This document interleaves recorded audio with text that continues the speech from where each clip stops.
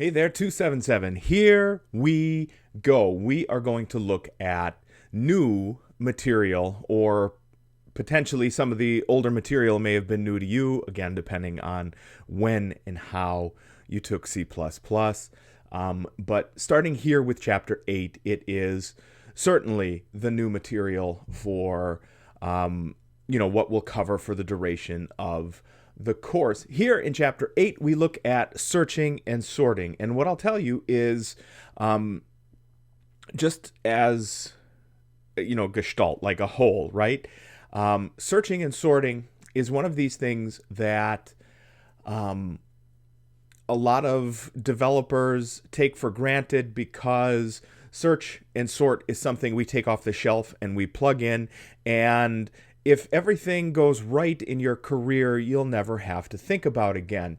But I'll tell you, it's been my experience that not only does not everything go right in your career, that Murphy's Law is so immutable that if it can go wrong in your career, it will go wrong in your career.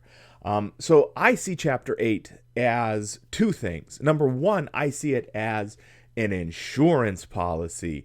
If you know how and why the searching and sorting of your elements in either arrays or vectors goes, you will have an idea of how long it should take, given how big the data set is, and you will have an idea of what a sample set of output would be, or what an expected set of outcomes would be based on that.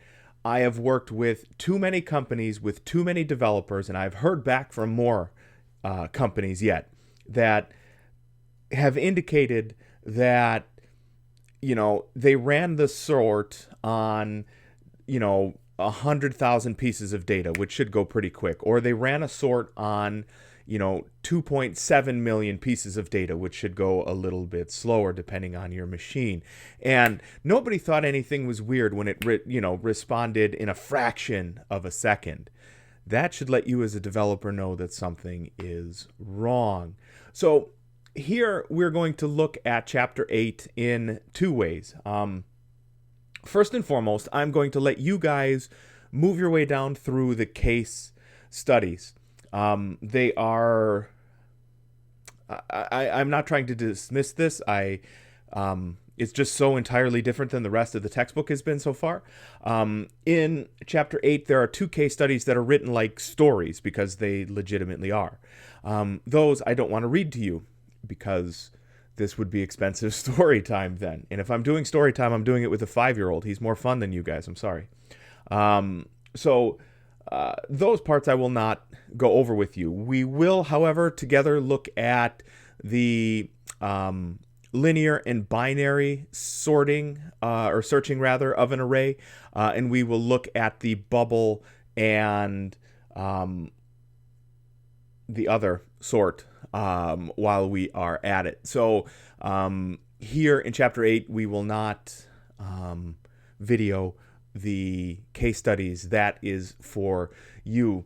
I am going to add, just in case, I'm going to add back from my CIS277 class. I have a bunch of videos on just what is at the heart of searching and sorting, how it is that it relates back to big data.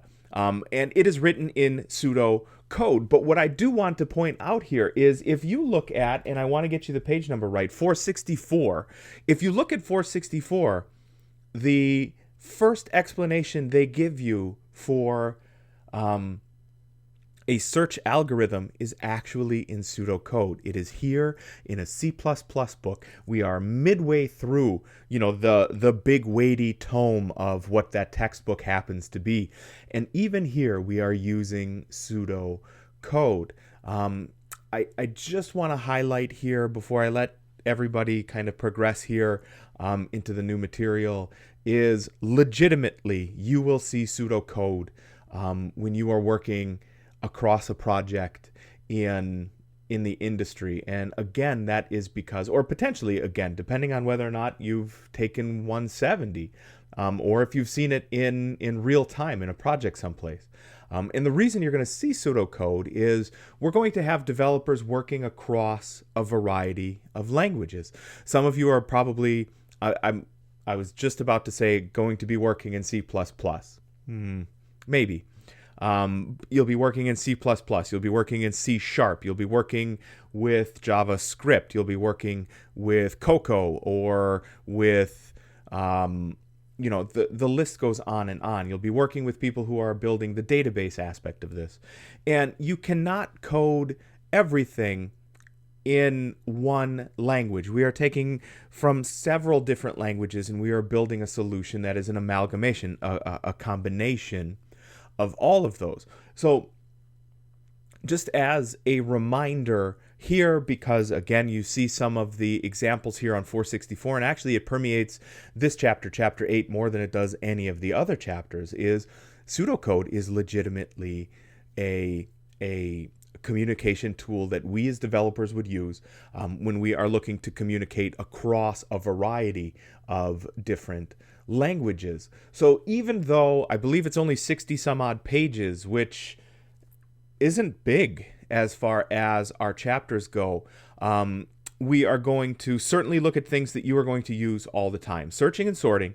And by stealing those CIS170 videos, I want to talk about big data too here, because really that's what searching and sorting is going to be attached to. It's taking a data set from someplace, and not from a user. I'm talking big data sets from someplace. Hundreds of thousands, millions, hundreds of millions, billions of pieces of data, and putting them together and being able to search them and sort them in a way that makes sense for what it is that you need from the data. So 8 is small but mighty, so we're going to get into it now.